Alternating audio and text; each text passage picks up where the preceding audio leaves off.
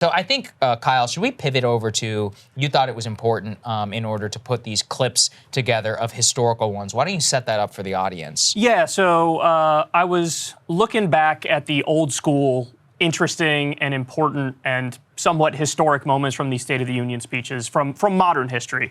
And we went ahead and put together a nice compilation here that I want to share with everybody, and then we'll react. So take a look. We know big government does not have all the answers. We know there's not a program for every problem.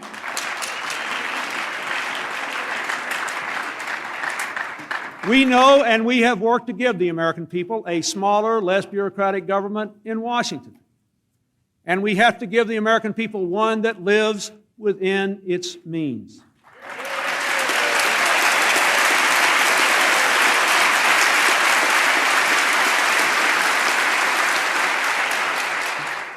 The era of big government is over. The Iraqi regime has plotted to develop anthrax and nerve gas and nuclear weapons for over a decade. This is a regime that has already used poison gas to murder thousands of its own citizens, leaving the bodies of mothers huddled over their dead children. This is a regime that agreed to international inspections, then kicked out the inspectors. This is a regime that has something to hide from the civilized world. States like these and their terrorist allies constitute an axis of evil, arming to threaten the peace of the world by seeking weapons of mass destruction. I have no more campaigns to run. My only agenda, I know because I won both of them.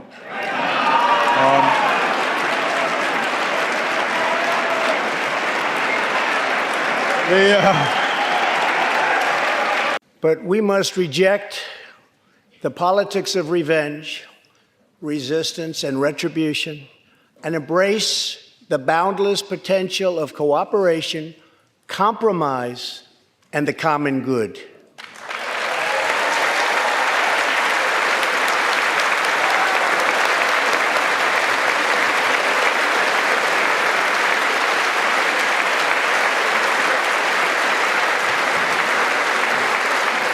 Thank you very much.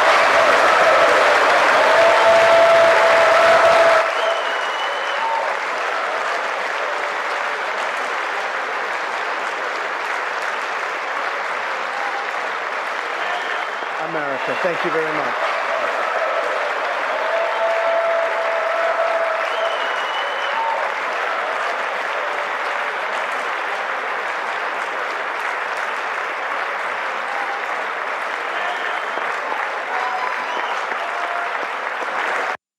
Here's what I have to say to Wow. that. Thank you, Kyle. Give really me the clap appreciate for that one. There it is. Yeah, I was gonna Nancy say, Pelosi Kyle, you're bringing clap. back memories, man. Some of Crystal and I's early moments on Rising were a lot of these. The resistance types really loved when she ripped up the paper. Oh, yeah. I didn't realize it went on that long. I forgot. You know, I have memory hold a lot now, of this. Now, the clap thing, interestingly enough, when she was asked about that, she was like, I don't know what you guys were talking about. I was clapping because I actually liked the speech. Right.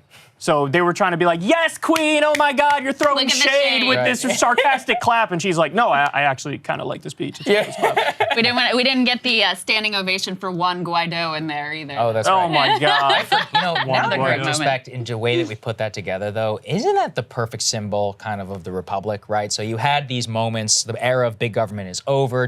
Bill Clinton, he changes the entire Democratic Party, eventually does does enact some policy, not all good, but you know, works with the Republicans to get something done. George W. Bush, the axis of evil speech. There is no denying that changed the face of the world forever. Not for the better, but he did certainly change the entire world. There's no getting around that one. And then you start to see the degradation of Obama, celebrity politics. It's all about him. It's never about actually anything. And then finally, it comes to the Trump clip. We were all trying to decide. We're like, what is a memorable time from the Trump State of the Unions? I was like, honestly, the only ones I can remember are Pelosi clapping and tearing up the speech. But that is the perfect symbol of what the Trump era was, right? Yeah. The resistance, liberals, and I mean, that captured a ended up being important political coalition wine moms. And Trump, in his response, that. also captured a significant coalition of people who were like, she's so rude, even though, Trump will tweet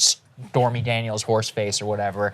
Really what it came down to was what it collapsed is into this moment of the politics of just nothing, of pure theater, of cultural resentment. We were saying before, oh man, we should have, while the clip was playing, I was like, man, we should have put in that you lie moment with Joe Wilson whenever he accused Obama of lying, although it wasn't during the State of the Union. I think it was during some special address I think or whatever. I think it was State of the Union. You might be right. Yeah. You might be right, because he was censored and all that. But I remember he raised like $10 million the next day, and that changed everything, right? Like that was the signature moment, Marshall, where you could these backbench. Joe Wilson was a nobody. South Carolina congressman, Tea Party. He became a star. And he was on Hannity every night. That was actually the first State of the Union. Right. It was, So it was 2009. Okay. So that was very early in Obama's presidency. Right. Well, just to build on this, and this is why,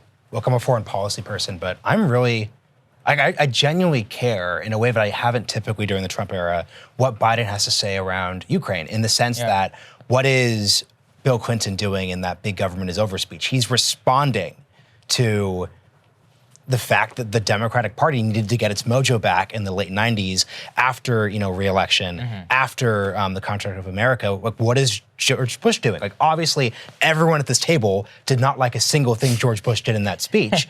But that being said, he was responding to 9/11 saying, this is what I am doing.